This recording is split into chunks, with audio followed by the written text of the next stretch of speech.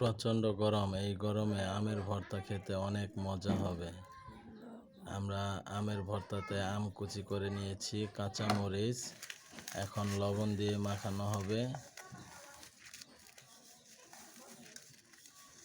আসলে আমের ভর্তাটা অনেকের দেখলে জিভে পানি চলে আসে। তো কে কে আমের ভর্তা খাবেন? এখন একটু চিনি দেওয়া হবে।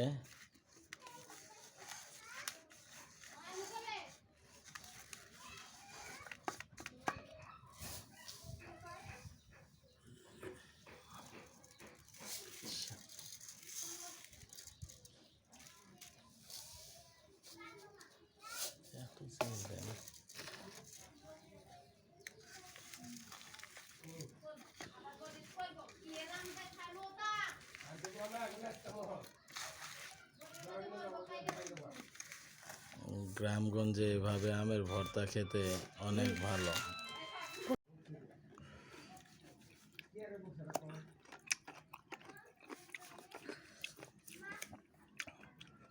সেই স্বাদ, অনেক স্বাদ। এত স্বাদ কেনে? খুব মজা।